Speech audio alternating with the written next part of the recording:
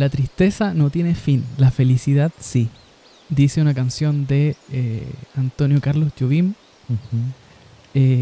Una canción sobre la felicidad, pero que es en realidad una canción muy triste, porque habla de la felicidad como pequeños instantes efímeros y de la tristeza como una especie de estado basal. Constante o estado basal de la vida. Pensé en esa canción, fue lo primero que pensé cuando tiramos el tema de la tristeza, y después me di cuenta que para poder hablar de esto iba a tener que buscar el modo de entusiasmarme con el tema, porque por sí solo no me entusiasma tanto. Claro. Lo cual fue un poco una revelación para mí, porque me acordé de la época en que nos conocimos, la época adolescente, y estábamos ahí escuchando puro Nick Drake, Chet Baker, sí. Y ¿cómo se llama? Se me olvida otro, Elliott Smith. Yo nunca fui muy de Elliott Smith, ¿no? Pero comprendo el mood. Un poco estos sublimadores de la tristeza que todos terminaron de maneras trágicas, claro, o tristes. Entonces me pasa que quizá en este momento de mi vida no me es tan interesante, o por lo menos no hago ese ejercicio que hacía uno cuando adolescente, de ir a como buscar como empaparse en tristeza. Claro, sí. Me pasa al revés. Y no digo que una cosa sea buena y la otra no, sino que me pasa que ando buscando modos de abordar la tristeza de manera más activa. Claro. No sé si te pasa eso a ti, o tu relación con la tristeza ha cambiado desde la adolescencia, que es una época muy triste. Creo que ha cambiado, por supuesto. Y creo que su principal cambio ha sido que es una relación en el fondo involuntaria. Cuando uno es chico, al menos creo que apela mucho a esa adolescencia autoflagelante de Nick Drake y Elliott Smith y Chet Baker. La tristeza se convierte en una forma de lente por el que uno ve el mundo. Entonces esa melancolía, ese spleen, se convierte en una cuestión como muy propia también, ¿no? Es como, yo tengo esto y nadie me lo puede quitar. Entonces también es incluso contraproducente, porque da la sensación de que uno encontraba cierta dicha en esa tristeza, en esa forma de identificarse, de encontrarse en ese lugar. Ahora el problema es qué es lo que pasa después y cómo reinventamos, como bien preguntado y tú, nuestra relación con la tristeza. Me acuerdo que hace un par de años hice ayudantía en unos ramos de la universidad, y para uno de esos ramos tuvimos que ir a una charla de unos escritores, y había muchos muchachos y muchachas jóvenes, 18, 19 años, y uno, cuando empezó la tanda de preguntas, uno le preguntó a uno de los escritores si él pensaba que había que sufrir para poder escribir. Y él se empezó a reír y le dijo, da lo mismo la weá que haga y vaya a sufrir igual. A pesar de que fue una respuesta muy cínica, todos nos reímos caleta, porque bueno, tenía razón a pesar de todo. Sí, una respuesta media de maestro zen también, ¿no? Sí. En la mala onda. Sí. El golpe ahí del maestro. Sí, yo creo que he llegado a verlo como un gran peligro, en verdad. Como entusiasmarse, acostumbrarse o buscar, digamos, la tristeza. Sobre todo cuando en términos casi como políticos, claro, uno empieza a darse cuenta cómo vivimos en un mundo dominado por la tristeza, o dominado como a través de la tristeza. Creo que hasta este punto lo hemos estado usando un poco como un concepto súper como ambiguo y amplio. Entonces aprovecho de preguntarte, Maximiliano, ¿qué es para ti la tristeza? Está divertida la pregunta, porque hoy día, cuando revisaba los poemas como que podía traer hoy día, potenciar lecturas, qué sé yo, pensaba como puta que hay caleta de tipos de tristeza, donde está como la tristeza propia, la tristeza que se contagia a través del otro, está esta diferenciación entre la tristeza, la melancolía, la depresión, la pena. Hay un libro muy lindo de William Styron, no sé cómo se pronuncia, que se llama Esa visible oscuridad en español, que es un ensayo un poco de cómo él sale de su depresión y en una parte repara de lo tirado a las mechas, que es que se hable de esta enfermedad de la melancolía con los mismos términos que sale de la enfermedad de la economía, como la depresión. Para él dice que debiésemos seguir llamándolo melancolía. Entonces me acordé de eso y me empecé a preguntar cómo nos encontramos nosotros con la melancolía, cuál es la relación que tenemos con ella. Llegué a muchas, o sea, creo que la más evidente suele ser la muerte, ¿no? Como una o sea, como el estímulo más fuerte para generar la tristeza es la muerte. Quiero aprovechar para leer un poema muy cortito de Natsume Soseki, el escritor japonés, que escribió este haiku, no sé si un haiku o un tanka, que dice: yace aquí abajo todo un atardecer con posible tormenta. Y tiene una nota al pie que dice: este haiku lo usó Soseki como inscripción sepulcral de su gato doméstico. Apesadumbrado por la muerte de su gato, el que seguramente le habría inspirado su famosa novela Soy un gato, Soseki le dedicó este epitafio que es una pura y simpática metáfora. ¿Podría leerlo de nuevo? Claro. Déjame buscarlo. Aquí está. Yace aquí abajo todo un atardecer con posible tormenta.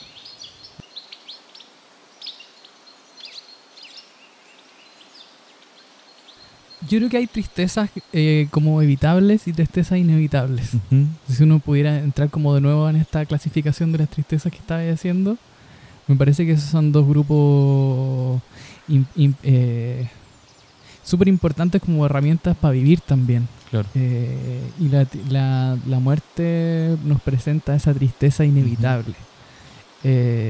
Sobre todo la muerte cuando la muerte como una especie de telón de fondo de la vida, ¿o no? Es como claro, sí. Enfrentarse a las personas y a los seres sabiendo de que aceptando su condición pasajera. Claro. Entonces, en ese sentido me acordaba, por ejemplo, hay un cuento de Charles Dickens que lo analiza Deleuze sobre un criminal, un delincuente que está en su lecho de muerte y todo el pueblo está triste por él mientras va muriendo y todos van diciendo, bueno, sí, era un delincuente, pero tenía tanto futuro por delante, tantas cosas que hacer, se podría haber reformado, y de repente el delincuente se empieza a mejorar. Y cuando se empieza a mejorar, todos dicen, no, este weón debería morirse, es pésimo, es terrible. Bueno, lo vivimos hace poco con la muerte de un famoso delincuente chileno. Sí. El Da Vinci chileno. El Da Vinci chileno. Y es interesante porque nos lleva también a la relación de la muerte con la potencia de la vida. Uh-huh. Y creo que en mi visión, o como a mí me ha servido entender la tristeza tiene mucho que ver con la falta de potencia en la vida, digamos, uh-huh. la disminución de la potencia, que en realidad no es una idea mía, sino una idea de un señor, de un filósofo que se llama Spinoza, Baruch. No sé si hay cachado, si sabías algo de Spinoza, ¿habías escuchado su historia?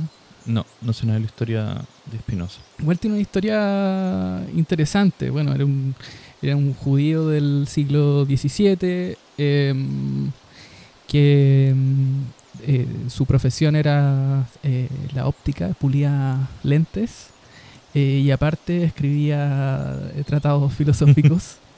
Y en un periodo digamos, de cierto racionalismo, pero que todavía convivía con una tradición, con un poder religioso muy fuerte. Él vivía en una comunidad judía con un montón de reglas y de leyes, y siendo él inicialmente creyente, digamos, de esa religión abrámica, le aplica a las escrituras un método lógico, casi matemático, y llega a la conclusión de que Dios no tiene voluntad. Conclusión por la cual es excomulgado y encerrado, o sea, llevado como al ostracismo.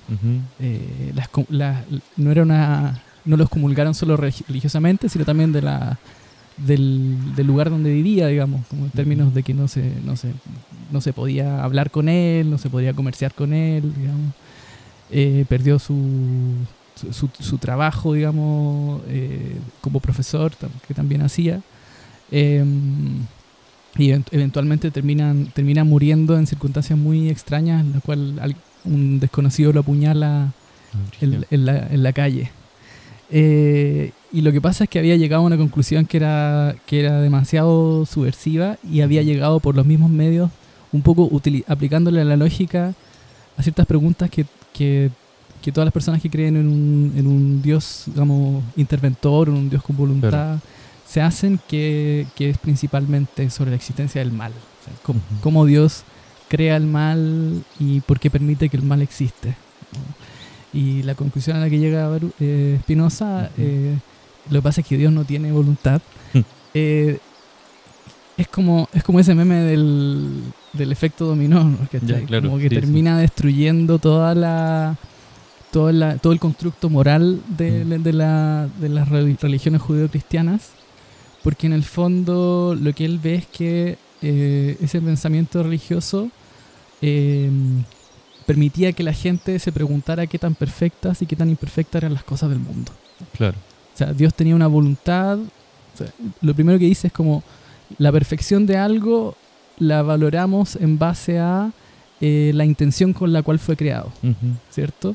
Si cumple con esa intención, es perfecto. Claro. Que en la raíz latina creo que quiere decir acabado. Y si no, es imperfecto. Pero ¿qué pasa si no hay una intención o no hay una voluntad para la existencia de las cosas? Claro. Sino que las cosas existen para existir. Se destruye todo el sistema moral, digamos, y hay que inventarse como una nueva forma de entender si las cosas son buenas o malas. Claro. Entonces se empieza a preguntar, bueno, estas cosas que los mandamientos, por ejemplo, dicen que son malas, ¿son buenas o malas para quién? Y en ese sentido, lo que él ve es que, o sea, plantea como otra vía, un poco para poder seguir viviendo, sin un sistema moral, que es un sistema ético que se basa justamente en las alegrías y en las tristezas. Yeah. Lo que él llama los afectos, por un lado, y las pasiones alegres y pasiones tristes. Te voy a leer acá un fragmentito de un libro de Deleuze sobre Spinoza que se llama Filosofía Práctica, y que me parece que de los libros de Deleuze es como de los más sencillos de leer, y aparte parte con un capítulo donde cuenta la historia de Spinoza, que es bien entretenido. Y luego tiene este capítulo que habla de la desvalorización de todas las pasiones tristes en beneficio de la alegría. Dice: Spinoza denuncia sin cansancio en toda su obra tres figuras ejemplares distintas: el hombre de las pasiones tristes, el hombre que se sirve de estas pasiones tristes, que las necesita para asentar su poder, y finalmente el hombre a quien entristece la condición humana. Las pasiones del hombre en general, y puede burlarse de ellas como indignarse que esta misma irrisión es un mal reír. El esclavo, el tirano y el sacerdote, la trinidad moralista. Entonces, un poco lo que quiere decir Spinoza cuando habla de tristeza y como de este uso político de la tristeza, la tristeza es justamente la disminución de las potencias. O sea, Claro. el alejarse o el alejar a alguien de lo que puede. Ujú. El problema es que el gran misterio, como en toda la teoría de Spinoza, es bueno, ¿qué es lo que puedes? Claro. Y eso es lo interesante, y ahí es donde él se adelanta ya siglos, porque nos dice, hay que ver lo que se puede en función de cada ser. Ujú. No hay un modelo originario. Ponte tú, el hombre, ¿cómo tiene que ser el hombre? Claro. Tiene que tener barba y qué sé yo. Entonces, bueno, no tengo barba, soy menos hombre, o tengo Ujú. barba, soy más hombre. No hay un modelo originario porque no hay Comprendo. no hay un fin con el cual las cosas fueron creadas. Claro. Ujú. Entonces cada uno tiene que descubrir, en resumen, primero, cuáles son aquellas cosas que lo afectan de manera positiva y de manera negativa, es decir, Ujú. cuáles aumentan su potencial de obrar, digamos, su Ujú. potencia de actuar, y cuáles cuáles las disminuyen. Y por otro lado, no todo parte de uno, sino que hay ciertas cosas que las vamos a padecer, Ujú. ciertas pasiones. O sea, cuando un afecto se nos es impuesto a nosotros Ujú. desde afuera, decimos, bueno, esto es una pasión, lo padecemos. Claro. Pueden ser nuevamente alegres o tristes. Ujú. Ahora, lo interesante es que él ya llega a un punto en que nos aconseja alejarnos de todas las pasiones, de las alegres y las tristes, y buscar en cambio los afectos, ¿no?, positivos. Ujú. Porque nada nada que no dependa de uno mismo como ser, algo que venga de afuera, Ujú. nos va a llevar a la libertad, que sería como Ya. el objetivo final. Ujú. Podemos muy fácilmente ser esclavos de algo que creemos que es bueno para nosotros. Ujú. Claro. Pero nada que nos haga esclavos va a ser Ujú. bueno para nosotros. Entonces, respecto a la tristeza, creo que hay una manera de infligirse un poquito de tristeza de manera positiva. Ya, Hay sí, tristezas por las sí. que vamos a pasar, ¿cachai? Nuevamente estas tristezas inevitables las vamos a vivir. La pregunta es cómo Sí. me afecto positivamente Ujú. a partir de esto. ¿Cómo convierto este dolor, Ujú. digamos, en algo que me aumenta y que no Ujú. me disminuye? Claro. Esa es la gran pregunta, y creo que es una pregunta muy, muy bonita, digamos. Sobre todo porque la filosofía de Spinoza nos aleja del moralismo, que es la tristeza por excelencia. O sea, cuando denuncia a estas tres figuras, Ujú. el sacerdote, el tirano y el otro se me olvidó, Filo, denuncia en el fondo la moral como un sistema para restringir la vida. Claro. Para decir, como esta canción de Chet Baker que dice, están escribiendo canciones de amor, pero no para mí. Ah, sí, po. Sí. Bueno, ¿qué te importa en verdad? ¿Qué esté haciendo el resto? Sí. ¿Para quién están escribiendo canciones de amor? Claro. ¿Cachai? No sé, escribe tu propia canción de amor. La melancolía tiene mucho de eso, como una especie de resentimiento contra la vida también. Cuando alguien se apasiona con la tristeza. Claro, sí. Cuando uno entra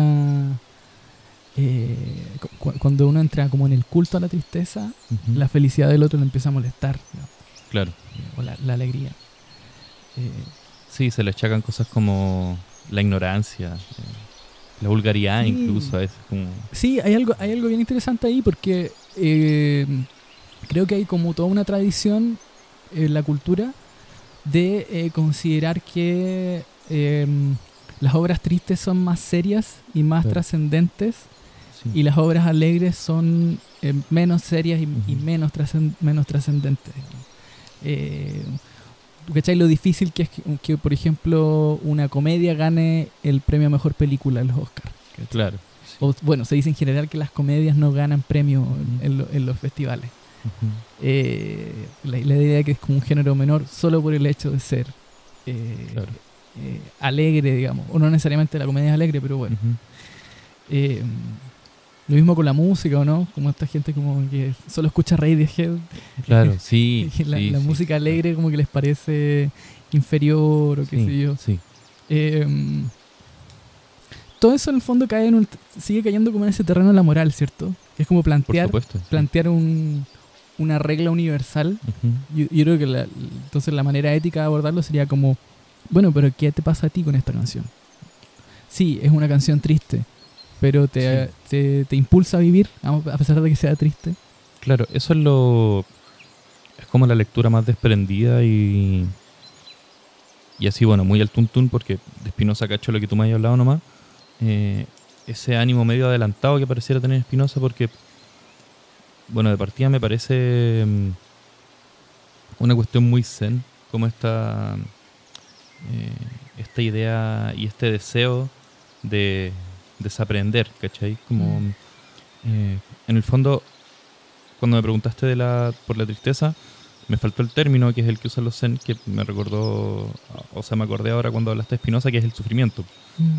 Él suscribe entonces a la tesis de que es el deseo lo que genera el sufrimiento. Em, entonces por eso hay que dejar de desear, digamos, como O sea, para sí, reducirlo un poco. es un poco distinto porque Spinoza cree mucho en la razón, ¿cachai? Ya. Ujú. Entonces dice, bueno, vas a tener deseos. Eres humano y vas a Ujú. ser deseante. Digamos. Lo importante es que ocupes tu razón para distinguir cuáles de esos deseos te llevan a la destrucción Ujú. y cuáles te aumentan. Digamos. Entonces, no hay un juicio del deseo por sí solo, ¿cachai? Claro. Ujú. Pero sí, desde luego que hay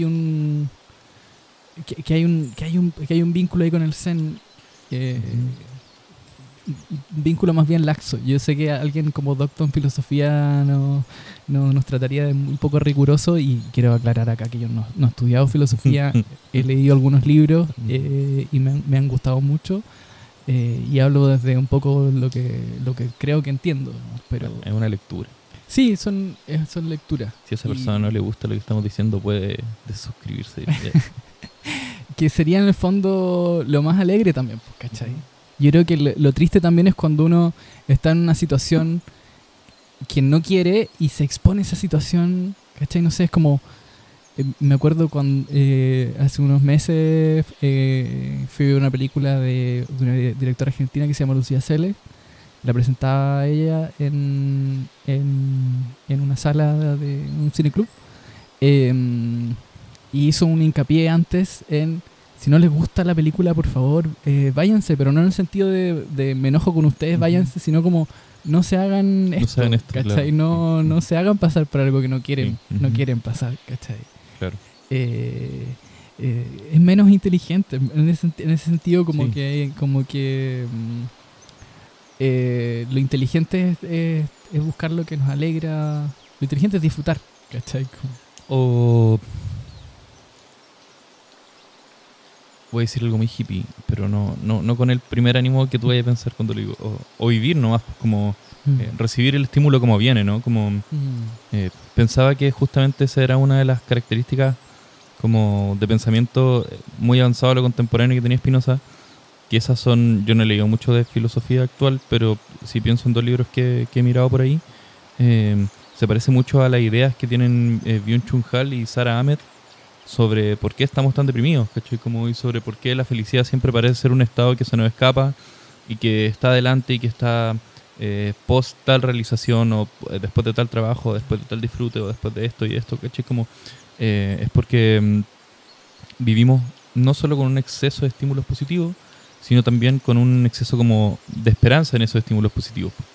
Como es súper complicado, no sé, pienso, vuelvo al Zen, las veces que yo he hecho Zazen, que es la práctica de meditación Zen, es una wea súper desagradable, súper dolorosa.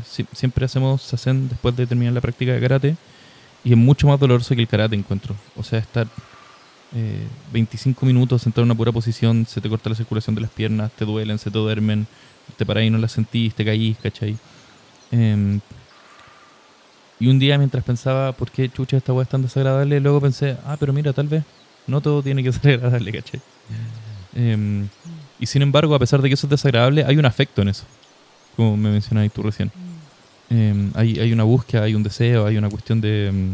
Claro, es desagradable, pero me fortalece. Claro, sí. Y al mismo tiempo lo estáis haciendo porque tú elegiste y porque tú quieres hacerlo, ¿cachai? Claro. Y eso es súper importante. Si es algo que te obligaran, imagínate los cabros los obligaran a meditar en el colegio, obviamente saldrían odiando la meditación. Claro. Porque todo aquello que no hacemos por nuestra voluntad es una pequeña forma de tristeza. Claro. Pero por eso yo, ahora pienso, por eso el colegio es una época tan triste también. Claro. Por eso el trabajo nos entristece tanto, ¿cachai?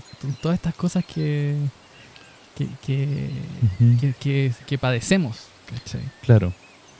Y ahora en estos estímulos menos mundanos como el colegio o el trabajo, sí entiendo que hay algo de esa tristeza que también puede ser celebrativo, ¿no? Como lo del Sazen, como esta cuestión de que tú estás buscando algo y sabes que la manera de llegar a esto es o la única vía o una de las posibles vías del sufrimiento y tú decides tomarla de todos modos, ¿cachai? Entonces quería leer justamente un poema de una tristeza celebrativa de un poeta argentino. Biel Temperley es un poeta que no sé si llegó a escribir demasiado. Lo que sí sé es que no se le conoció mucho, no participó mucho de este lugar ficticio al que la gente llama los circuitos literarios. Tuvo una vida reservada. Sí, creo que era como un guaso, bueno. Hay una sola entrevista a él donde también él se refiere a su escritura no tanto como un ejercicio intelectual, sino que como una especie de delirio mesiánico, sobre todo a los poemas que salen en Hospital Británico, donde es el poema que voy a leer. Y bueno, acá voy a cachar un poco la onda. Hospital Británico, mes de marzo de 1986. Ese es el nombre del poema. Pabellón Roseto, larga esquina de verano, armadura de mariposas, mi madre vino al cielo a visitarme. Tengo la cabeza vendada, permanezco en el pecho de la luz, horas y horas. Soy feliz, me han sacado del mundo. Mi madre es la risa, la libertad, el verano. A 20 cuadras de aquí yace muriéndose. Aquí ves a mi paz, ve a su hijo cambiado, se prepara, en tu llanto, para comenzar todo de nuevo.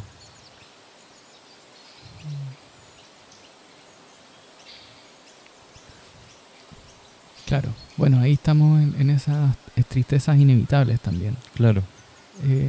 Y una manera de ver esa tristeza como un bueno, no sé, al final en Nietzsche, por ejemplo, hablaba del amor fati. Como si algo te está pasando y no podéis evitar que eso te esté pasando, lo más inteligente es abrazarlo. Claro, sí. Aceptarlo. Sí, sí. Y eso es eso hace que está ahí, que ese sufrimiento se transforme como en una fortaleza, ¿sí? Claro, sí. O es lo que nos permite pasar por las cosas también. Ahora, yo diría que lo más difícil de esta doctrina del desapego del pensamiento oriental o del Zen en particular es cuando se enfrenta como a estos problemas concretos y súper concretos de la existencia como la muerte. Pensaba como en lo difícil que es, lo inconcebible que se me hace que, por ejemplo, mi madre muriera y yo decir como, bueno, eso es lo que es. Eso es y qué sé yo, no sé. Vida y muerte son partes del vacío universal y mañana sigo con mi vida como si nada. Sí, claro. Y ahora mi madre se da 7 semanas al bardo y nos vemos en otra vida. Claro. Es difícil. no sé, yo lo veo imposible. No digo que no sea sabio, ¿cachai? Ujú. Pero creo que también que la sabiduría tiene que ver también con aceptar esa tristeza inevitable. Sí, sí, o sea, creo que al final a eso es a lo que se refieren un poco o sea, no sé, es una lectura también. Pero siento que no dicen, bueno, a pesar de que yo sí los encuentro, creo que es una doctrina muy cerebral y muy lógica dentro de su propio dogma. Creo que lo que propone el Zen o el budismo en general también no es una renuncia al sufrimiento, sino que es una invitación a vivirlo. ¿Cachai? Sí, sí, eso... Bueno, es difícil caer en el lugar, o sea, es peligroso caer en el lugar común, como medio ecuménico, donde uno relaciona todas las tradiciones y todas las formas de pensamiento. Ujú. Pero también está bueno ver que por caminos tan distintos se pueden llevar a conclusiones parecidas también, ¿cachai? Como yo Claro. te hablaba de Nietzsche y justo pensaba en un texto de Así habló Zaratustra. Ujú. Es un libro loquísimo, de los libros más locos de Nietzsche, que era clínicamente loco. Porque está escrito como una especie de Biblia, digamos, de evangelio, como un poco, como que uno tiene que darle un tiempo a las imágenes y a las Ujú. situaciones como que ocultan algo, ¿cierto? Claro. ¿Cachai? Como que las tradiciones esotéricas tienen eso, como de que la verdad se pone ahí en el libro, pero Está oculta, encriptada y inaccesible por otro medio que no sea esa narración también. Sí, por supuesto, claro. Y te quería leer un fragmentito de un texto de Así hablaba Zaratustra, que se llama De los predicadores de la muerte. Tú cachai que, bueno, cuando yo era adolescente escuchaba sobre Nietzsche y escuchaba como... Yo creo que lo primero que aprendí sobre Nietzsche fue como el gran equívoco de que supuestamente era un nihilista. Ah, ya. Que es como uno de los mayores equívocos, bueno, el segundo mayor equívoco después del primero, que es su utilización por parte de los nazis. Ah, ya. No, entonces el tercero, porque te acordáis de esa cita que circula en Facebook que decía: sin música la vida sería un error, y firmaba Nietzsche. Puede que sea verdad esa cita, ¿eh? Bueno. No sé si sea mentira. Yo pensaba que era como la de Borges. Pero bueno, prosigue por favor. Y él en realidad lo que hace constantemente es denunciar a los nihilistas. Ya. Ve el nihilismo como una especie de resultado extremo, digamos, del pensamiento religioso. El nihilismo, que sería como la voluntad de nada. Es como, bueno, este mundo es imperfecto, cuando me muera voy a ir al cielo y el cielo va a ser bacán, pero este mundo vale callampa. Eso eventualmente llega a un nihilismo que es como, en verdad lo que quiero es disminuir al mínimo la potencia de mi vida hasta morirme. Claro, ya. Y hay mucha gente que vive así, digamos. La gente religiosa en general vive así. Claro. Y él los llama los predicadores de la muerte. Dice, un fragmento menciona distintos tipos de predicadores de la muerte. Y acá se refiere, dice: ahí están los tuberculosos del alma, no bien nacidos, ya empiezan a morir y anhelan doctrinas de cansancio y renunciamiento. Ansían la muerte y deberíamos respaldar esta ansia. Cuidado con resucitar a esos muertos y tocar esos ataúdes andantes. A la vista de un enfermo o un anciano o un cadáver, dicen: está refutada la vida. Sin embargo, ellos mismos están refutados, y sus ojos, que perciben únicamente un aspecto de su existencia. Inversos en gruesa melancolía y ávidos de los pequeños incidentes que acarrean la muerte, se pasan la vida en actitud de espera, apretando los dientes. O bien se hartan de golosinas como los niños y se burlan de su infantilismo. Se hacen del pelo de paja que es su vida y se burlan de que continúen asidos de un pelo. Su sabiduría reza: seguir con la vida es una majadería, pero hay que ver hasta dónde llega la estupidez humana. Y esto es precisamente lo más estúpido que tiene la vida. Hay quienes dicen, vivir es sufrir, y no mienten. Acaben, pues, con sus vidas. Acaben, pues, con su vida, que no es más que sufrimiento. Y vuestra virtud debe gobernarse por estos mandamientos. Te arrancarás la vida, te hurtarás a la vida. La voluptuosidad es un pecado, dicen unos predicando la muerte. Apartémonos y no engendremos hijos. Dar a luz es una experiencia penosa, dicen otros. ¿A qué dará una luz? Solo nacen seres desgraciados, y ellos también son predicadores de la muerte. Y hay quienes dicen, hace falta la compasión. Tomen todo lo que poseo, tomen todo lo que soy, así me ataría menos a la vida.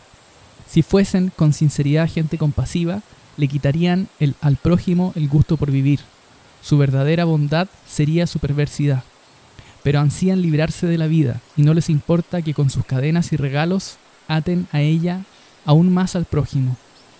Y también ustedes, y acá los pego un palo dos, dice, y también ustedes, cuya vida es actividad frenética, sin pausa e inquietud, ¿no están muy cansados de la vida? ¿No son terreno propicio para la prédica de la muerte? Todos los que son amigos de la actividad frenética sin pausa y de lo rápido, lo nuevo y lo extraño, no se soportan a ustedes mismos, y su diligencia es triste sino y afán de olvidarse de su propia persona. Si tuviesen más fe en la vida, se abandonarían menos al instante. No tienen contenido suficiente para esperar, ni siquiera para la pereza. Por todas partes suena la voz de los que predican la muerte, y abundan en la tierra a quienes debe predicarse la muerte, o la vida de ultratumba. Para mí es lo mismo, con tal que se vayan pronto de este mundo. Así habló Zaratustra. No hizo pico a todos los que tenemos Instagram. Sí, bueno, y es chistoso porque Nietzsche llega un poco como a las mismas conclusiones que Spinoza, pero más punk, ¿cachai? Es como lleva muy bien a cabo esta... Bueno, tiene todo un sustento en contra de la moral. Entonces ya él tiene el permiso de decir, ¿quieren morirse? Muéranse. No, como que algo que totalmente... Yo diría que lo más... uno de los mayores tabúes de nuestra cultura es desearle la muerte a alguien o claro, decir sí, o alegrarse que se muera, o alegrarse por la muerte de alguien. Pero él dice un poco, bueno, pues si ya están muertos en vida, en el fondo si viven con los dientes apretados, les da miedo morir, les da tanto miedo morirse, bueno, claro. esa frase, quien tenga miedo a morir que no nazca, ¿cachai? Que es lo mismo, reducido.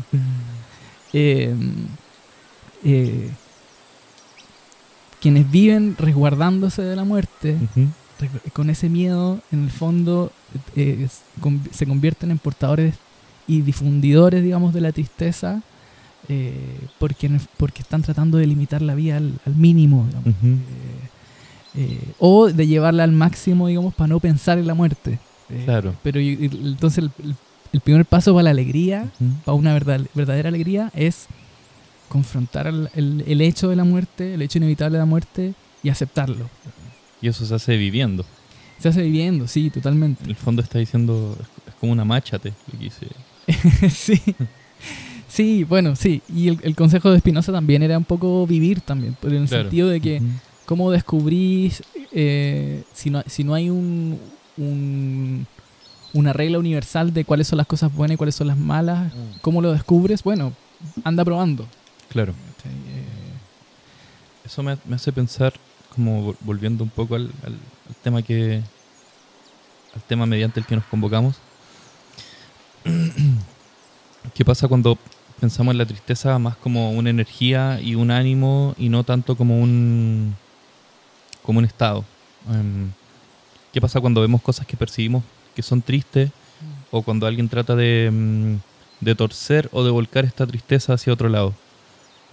A partir de esa cuestión que me dijiste, es un cruce bien vago, pero igual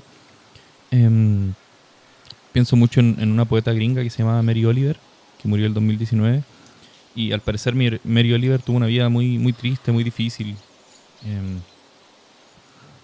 pero por alguna razón todos sus poemas son muy esperanzadores, ¿cachai? Me acuerdo una vez que discutía con alguien que decía que no le gustaba a ella porque decía que era una especie como de poesía de autoayuda. Categoría con la que tal vez estoy un poco de acuerdo y aprovechando ese mismo vuelo, tal vez estoy de acuerdo también con la poesía de autoayuda. O sea, como siempre que uno lea a los místicos, no sé, a Rumi, por ejemplo, a los sabios sufíes, cuando uno lee el Tao, todos esos textos son hiperapelativos, como invitan mucho a la superación de ese momento, dan una especie como de... O sea, en el fondo esos son, ¿no? Son como una especie de clave para hacer llevadera la vida. Y como bien decías tú, está todo codificado en el mismo texto, así que hay que encontrarlo. Como la gracia de los poemas de Mary Oliver, creo, es que ella sí tenía la voluntad de hacer accesible ese conocimiento para superar la tristeza. Me gustaría leer un poema de Mary Oliver. Permiso, jefe. Después yo te voy a decir si lo considero autoayuda. Ya, excelente. Este se llama Líneas escritas en los días de creciente oscuridad. Cada año hemos sido testigos de cómo el mundo se hunde, hasta un intenso amasijo para que pueda reanudarse. Y por eso, ¿quién gritaría a los pétalos del suelo para que permanezcan sabiendo, como debemos, que la vivacidad de lo que fue está casada con la vitalidad de lo que será? No digo que sea fácil, pero ¿qué otra cosa puede hacerse si el amor que alguien dice tener por el mundo es verdadero? Así que sigamos adelante, con suficiente alegría, este y todos los días más grises, aunque el sol se balancee hacia el oriente y los estanques estén fríos y negros y las dulzuras del año se vean destinadas al fracaso.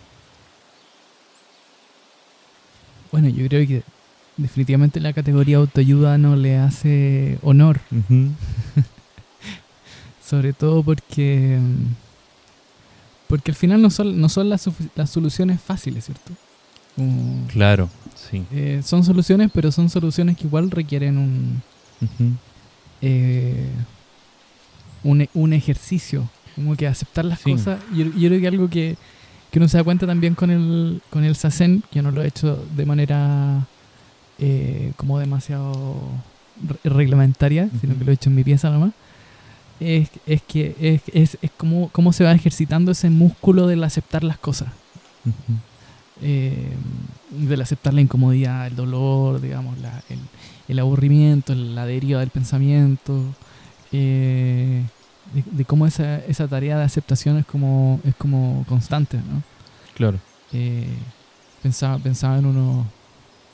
en mi familia ahora está mi familia, digo, tíos, digamos, familiares, primos, están muy interesados en la terapia con hongos, lo cual es bien interesante porque son al mismo tiempo una familia evangélica. Wow. Y he estado escuchando historias de viajes que un poco les cambian la vida, su visión de ver las cosas, o sea, su manera de ver las cosas.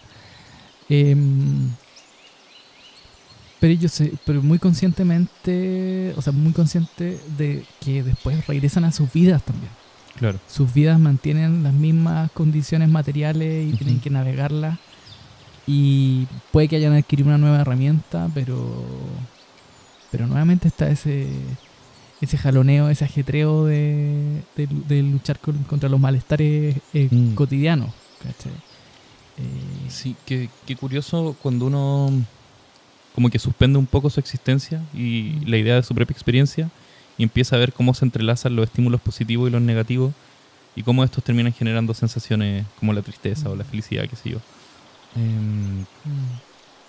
Sí, bueno, en ese sentido, por ejemplo, Nietzsche, Spinoza también, pero de otra forma, Nietzsche hace mucho énfasis en el cuerpo. Y quizás algo que no nos hemos preguntado también, como bueno, la tristeza es algo que se siente, digamos, cómo se siente, y esa sensación es verdadera, es real, es física, es corporal también, ¿cachai? Y a mí me pasó, ponte tú, que me gusta mucho el vino, pero dejé de tomar vino porque me di cuenta que me deprimía instantáneamente. Y esa depresión yo la sentía corporalmente como una falta de energía. Comprendo. Y ahí nuevamente como que aparece una disonancia que es interesante. Es como, ¿me gusta el vino? Sí, me gusta mucho. Como lo tomo, si lo tomo lo disfruto mucho. Me produce un bien, digamos, a mi existencia, no. Claro.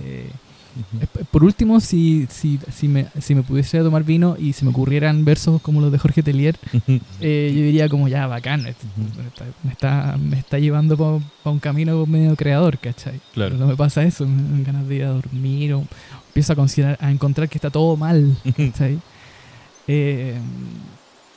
Como ese filtro. Claro.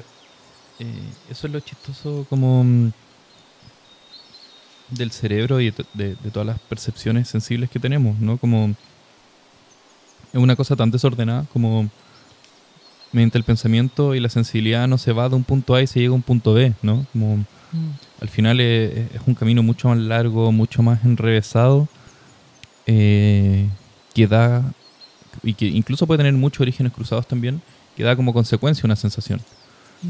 Pienso que, llevándolo de nuevo a la poesía, que esto es a lo que vine, es muy extraño encontrar a un poeta o a una poeta que sepa entregar esos ánimos que se conectan y se comunican para poder generar un poema que sea tan difuso como las emociones. Esta semana, creo que el día, no sé si lunes o martes, o tal vez domingo, es que ya no me acuerdo, murió Lynn Gillian, que fue una poeta estadounidense a la que al menos yo he leído con mucho cariño. Ella fundó un movimiento llamado los Language Poets y tiene un libro que es como una especie de gran obra que se llama Mi vida, My Life en inglés.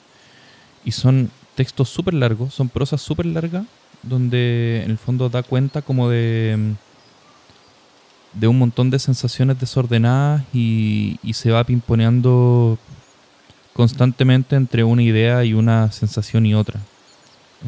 Te voy a leer un fragmento. ¿Cuál es el significado que cuelga de lo que depende? El ladrido de un perro, el motor de un camión, un avión escondido en los árboles y azoteas. La infancia de mi madre parecía una especie de melodrama sagrado. Se comía su pudín siguiendo un patrón, escarbando un borde alrededor de la circunferencia del pudín, abriéndose paso hacia el centro, sirviendo con la cuchara para ver qué tanto podía separar el pudín de la orilla del tazón antes de que el centro se colapsara, esparciendo otra vez el pudín, más abajo, de regreso a la orilla del tazón. Sabías que era improvisación porque en ese punto cerraban los ojos. Una pausa, una rosa, algo sobre papel. La soledad era la compañera esencial. Las ramas de los secuoyas colgaban en una niebla cuya humedad absorbían. Duradero, lo que podría ser, su presente, un futuro, como la vida de un niño. La basura se esparce rápidamente sobre las más grandes soledades. Tú hablabas ahí de lo difícil que es escribir una emoción. Claro. Y eso es justamente, bueno, el problema del lenguaje. Sí. O sea, el problema es cómo los sentimientos, las sensaciones, afectos, pasiones, como queramos llamarles, deseos también, exceden completamente nuestra conciencia de ellos y por tanto también exceden la capacidad del lenguaje de dar cuenta de ellos. Claro, sí. Y lo interesante me parece de la poesía, como de este texto que leíste también, es abordarlo de manera, ese abordaje como indirecto de las cosas. Claro, sí. Por medio de imágenes, por medio del lenguaje quebrado también. Claro. Eso que aparece entre medio, no sé, por ejemplo, acá era como una rosa. Sí. Es como estás hablando de otra cosa y entre medio aparece una rosa. Sí. Que al final son herramientas que menos mal las tenemos. O sea, menos mal existen Menos mal existen los discos de Nick Drake o de Elliott Smith, o las canciones de Chet Baker, porque si no, de verdad quedaríamos muy desprovistos de herramientas sobre todo para comunicar para comunicarnos con la tristeza. Sí, me da risa ahora que lo pienso también ese ejemplo, esa anécdota que usa Lin Hye-jin en el poema, que es como de la mamá bordeando el pubín hasta llegar al centro. Es básicamente lo que ella hace con el lenguaje para llegar a la emoción, ¿no? Como que lo bordea, habla solamente de los elementos exógenos, como las cosas que afectan un ánimo para generar un ánimo nuevo. Claro. Pienso mucho en esta cuestión y estoy completamente de acuerdo contigo con esto de que las palabras no son suficientes, no abarcan, el lenguaje siempre se queda corto. Y sin embargo hay teorías que sostienen que el lenguaje fue creado para eso, entre comillas, ¿cachai? Como en el texto Una ciencia nueva de Vico, el filósofo italiano, él dice que antes del lenguaje, cuando la gente se comunicaba mediante pictogramas e ideogramas, estos eran suficientes para graficar la vida, ¿cachai? O sea, había pictogramas para hablar de comida, de cacería, de necesidades, de recolección, de hogar, de clima. Y que entonces las personas inventan el lenguaje, la retórica, toda la weá que es más inmaterial, por decirlo de alguna forma, para hablar de lo divino. Y lo divino es justamente, no lo divino necesariamente como la idea de un dios, sino como... lo inmaterial, el mundo de los espíritus. El mundo, claro, sí. Claro, esta incluso tal vez más que del espíritu, ¿no? Como tal vez esta experiencia de lo sensorial, de lo íntimo, de lo... No tengo lenguaje tampoco para decirlo. Claro, sí. Y algunos dirían por ahí que, claro, es como un pequeño pecado original, ¿no? O sea, no sé, si retomamos me pasa también que...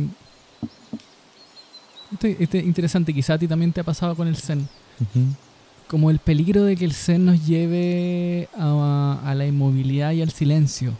Claro. Sobre todo en términos de creativos, ¿cachai? Sí. Son pocos, por ejemplo, los cineastas que aplican un método Zen. Uh-huh. Se me ocurren solo dos. Uno que es japonés, que es Yasuhiro Ozu, y otro que es francés y católico, que es Robert Bresson, pero que llegó un poco como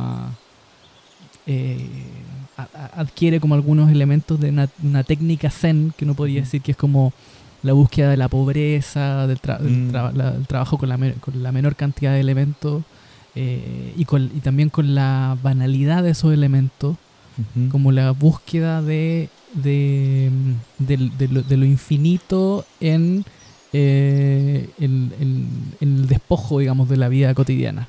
Claro. Una taza, ¿cachai? No sé, me acuerdo de algún texto budista que decía como Buda es un cántaro de greda, ¿cachai? Claro, sí. Entonces trabajo con objetos pobres. Uh-huh. Creo que está ahí. Pero por otro lado también uno podría decir, y esto le pasó un poco a Robert Bresson, un cineasta que partió haciendo un par de películas que uno podría decir se parecían en cierto grado a las películas de su época, y después se vuelve loco, inventa algo que él llama el cinematógrafo. Entonces dice, ya no hago cine, trabajo con el cinematógrafo. Es como que se pone en otra categoría que todos los cineastas, y escribe una especie de manifiesto que se llama Notas sobre el cinematógrafo, que son puros también como aforismos medio zen, como por ejemplo, si algo se puede mostrar, si algo se puede dar cuenta de eso por el sonido, en vez de mostrarlo, mejor el sonido. Yeah. Porque es más pobre que la imagen. Ya, vale. Y también porque es una reproducción exacta de la onda, ¿cachai? Ah, vale. Claro, sí, no está codificado como... No es una proyección, no está encuadrado, claro. No sé. Bueno. Y y empieza a trabajar un grado de pobreza donde sus películas se empiezan a despojar cada vez más de cosas. Entonces ya menos diálogos, menos movimiento de los actores. Los actores ya no les llama actores, les llama modelos, y están todos inmóviles y hacen un pequeño movimiento, un pequeño gesto. O caminan de aquí a allá, digamos. Una mano abriendo la manilla de una puerta. Como este despojarse.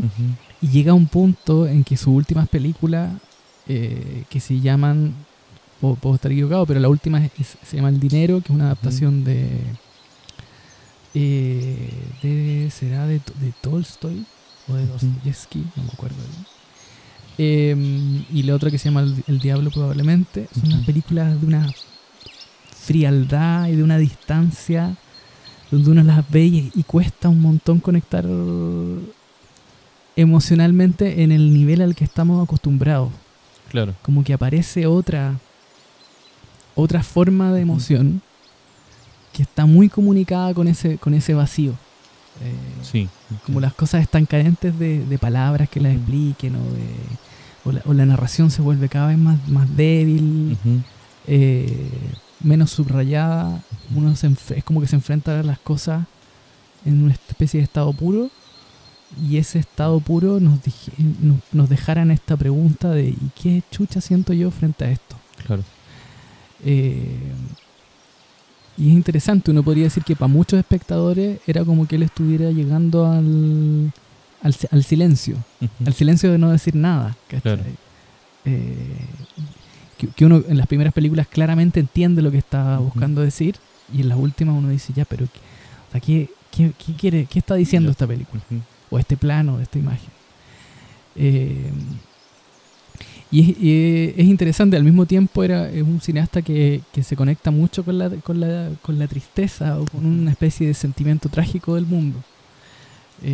Por eso fue como el cineasta en el que pensé cuando pensé en qué cine de la tristeza me interesa.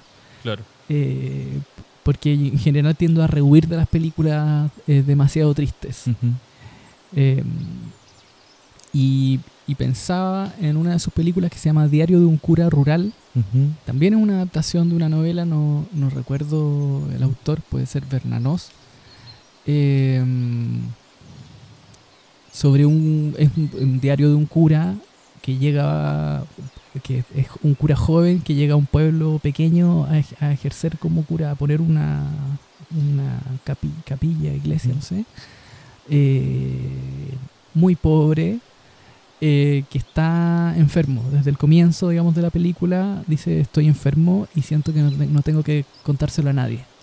Entonces, mientras intenta resolver la crisis existencial de una mujer, digamos, aristócrata del pueblo, y llevar a cabo como los asuntos que nos muestra que son súper como domésticos de la parroquia.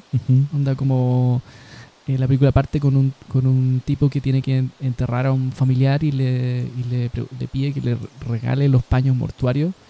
Y le dice: pucha, te tengo que cobrar porque las cosas cuestan plata, ¿cachai? Claro. Es una película muy triste y que termina en un final que sabemos trágico desde un principio, que es que el personaje va a morir. Claro. Y muere al final. Entonces es muy interesante la pregunta o la manera de abordar la tristeza ahí, porque es como, bueno, sabe que va a morir y está en un estado de sufrimiento. ¿Qué hace con eso, digamos? ¿Cómo sigue viviendo, digamos? Y algo que tiene Bresson es que le gustan estos personajes aguantadores. Yeah. Yo creo que eso tiene mucho que ver también con su crianza católica, digamos, tiene mucho que ver con el catolicismo en general, digamos, como la idea de los mártires, ¿cierto? Claro. Como de personas o seres que tienen que echarse al hombro la tristeza del mundo, el sufrimiento del mundo, como una especie de tarea divina. Claro. Todo esto le habría cargado, digamos, a Nietzsche y a Spinoza. Y en cierto punto a mí también me carga. Pero me pasa con esa película en particular, bueno, y con otras también de Bresson que son parecidas, que encuentro una especie de belleza y de fortaleza, digamos, en ese mundo tan triste. Claro, sí. Estos personajes que están sufriendo y aguantando, pero que están movidos por una determinación que supera, digamos, su sufrimiento. Claro. Incluso sabiendo que van a morir o que están atrapados en una situación respecto a la cual no pueden hacer nada, hacen de su vida, incluso de su tristeza, un acto de resistencia. Claro. Uno podría pensar en que estos personajes también podrían tomar el camino fácil. Pensaba en otra película que hizo Bresson y que tiene un montón de versiones, que es La Pasión de Juana de Arco. Bueno, tú conocí la historia de Juana de Arco, entonces de una joven, digamos, que tiene la visión divina de que tiene que comandar al ejército, digamos, de los franceses, ¿eran? Francos. Creo. Y que eventualmente es juzgada por estas visiones y en el fondo lo que se le pide es como usted diga que que Dios no le ha dicho nada, claro, y la dejamos seguir viviendo, y ella dice, pucha, no puedo. Claro. Y hay una versión anterior a la que hizo Bresson, que es la versión de los años 20, me parece, que es de Dreyer, que es la versión muda, que me parece que condensa como la imagen de la tristeza en un rostro como no lo ha hecho ninguna otra película, digamos, en la historia. Y es justamente una película de rostros. Entonces es el proceso del juicio, también del juicio de Juana de Arco, solo a través de rostros. Los rostros de los inquisidores, el rostro de ella. Este rostro por el que cae una lágrima, digamos, mientras acepta su destino de morir.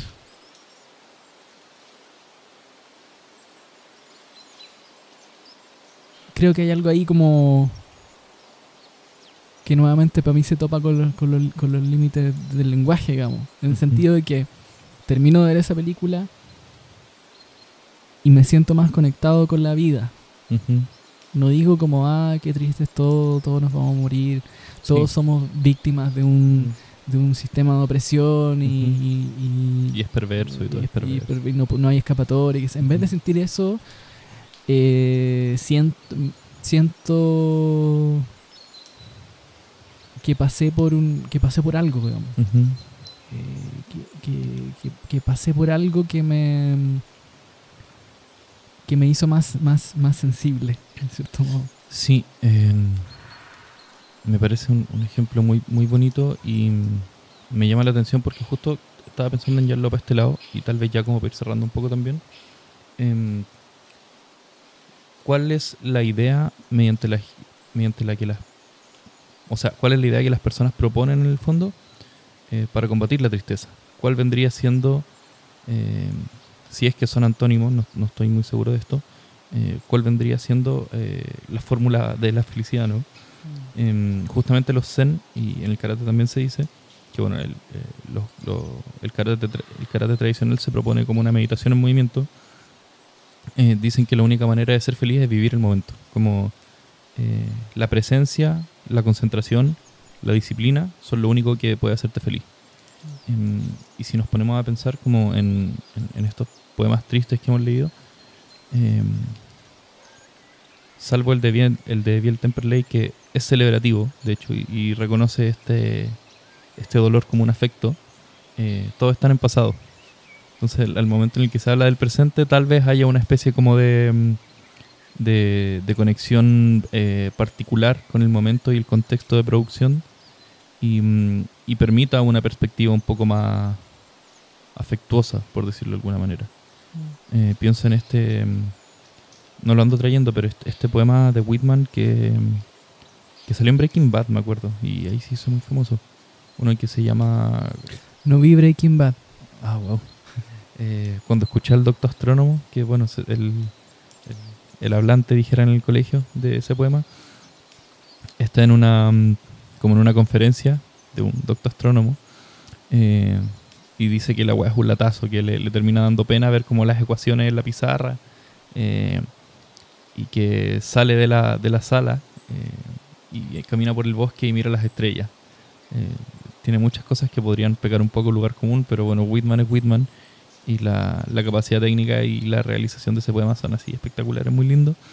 Y al final así es como llega esta idea de la felicidad, ¿no? Como no es mediante la teoría, no es mediante el estudio, no es mediante no es mediante la abstracción tampoco, ¿cachai? Es mediante la presencia.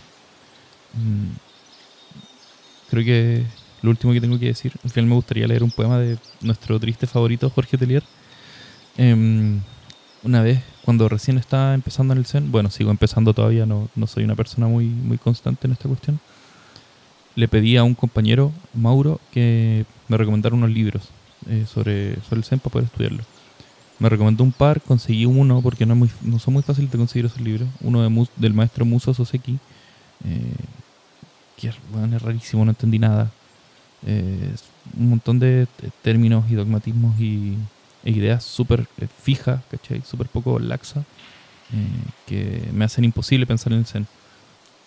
Y cuando él me dijo los libros, me dijo, pero también te recomiendo que leas esta cita que me hizo mi maestro Rochi Bustamante en uno de los libros que me regaló. Y la cita decía: querido Mauro, estudiar es bueno, pero practicar es mejor. Buenísimo, sí. Bueno, si hacemos el pimponeo, digamos, con Nietzsche y Spinoza, también es como...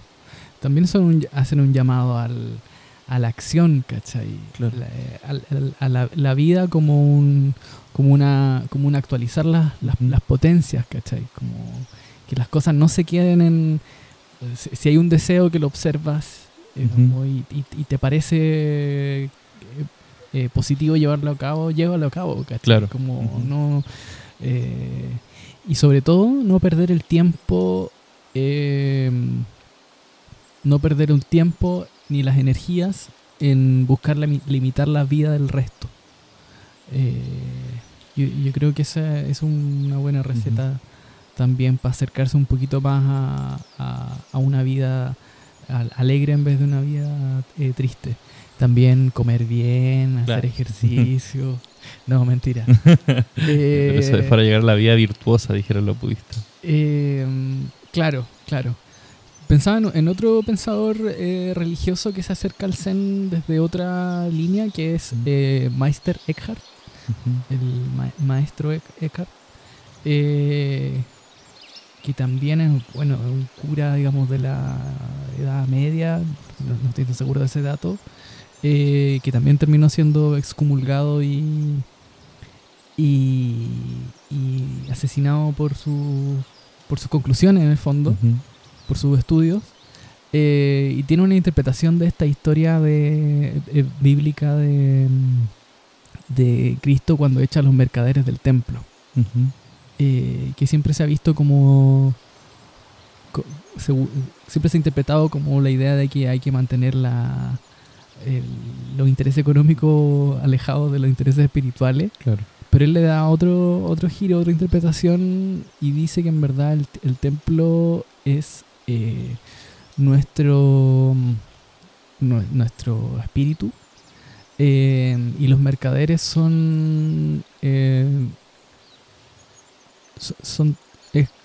todas las ideas que nos llevan a hacer cosas con un objetivo, con una finalidad. Comprendo. Un poco la mayor queja es como la gente que sigue las reglas, digamos, bíblicas para ganarse el cielo, digamos. Claro, sí. Pero en general hay que hacer todas las cosas porque se siente, digamos, se tiene las ganas de hacerlas, y no por un otro objetivo, digamos. Eso sería algo que nos aleja, digamos, de la sabiduría. Claro. Por eso nuevamente el trabajo nos aleja de la sabiduría, porque nos acerca a hacer algo por esta cuestión tan inmaterial y tan pasajera como es el dinero. No sé si quieres cerrar con tu Claro. último poema. Me encantaría. A ver, veamos.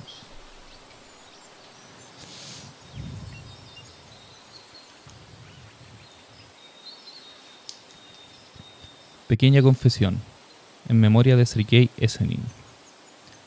Sí, es cierto, gasté mis codos en todos los mesones, me amaron las doncellas y prefería las putas, tal vez nunca debiera haber dejado el país de techos de zinc y cercos de madera.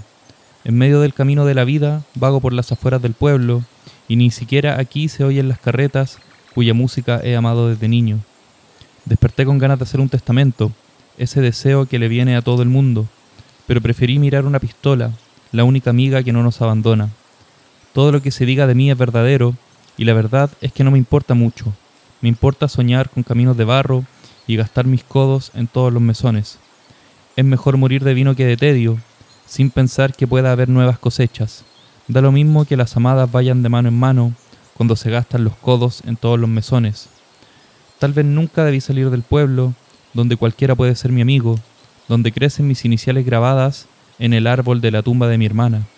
El aire de la mañana es siempre nuevo y lo saludo como a un viejo conocido. Pero aunque sea un boxeador golpeado, voy a dar mis últimas peleas. Y con el orgullo de siempre, digo que las amadas pueden ir de mano en mano, pues siempre fue mío el primer vino que ofrecieron y yo gasto mis codos en todos los mesones.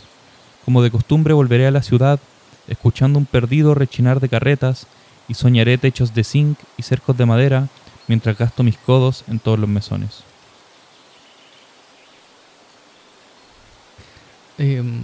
Quizá antes que cerremos, Uh-huh. se podría decir con mucha facilidad leyendo los poemas de Telier que era un hombre triste y que no hizo caso a ninguna de las recomendaciones antes señaladas en este podcast. Por supuesto que no. Pero no se puede, pero en realidad haber tenido una obra como la que tuvo él implica un grado de alegría superior. O sea, una persona que está... Claro. Los quienes hemos tenido depresión sabemos que no... Que no te puedes parar de la cama, ¿cachai? Mucho menos de escribir el poema más bello de la historia. Claro.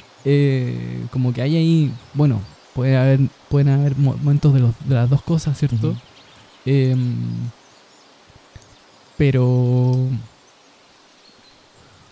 Una cosa es como este gusto por la melancolía o esta exploración de lo melancólico, y la otra es la tristeza como el apagarse. Claro. ¿Sí? Acá hay más bien como un deseo de seguir ardiendo, solo que con una llama bajita, digamos, Sí. y sensible como a los vientos y las corrientes de viento.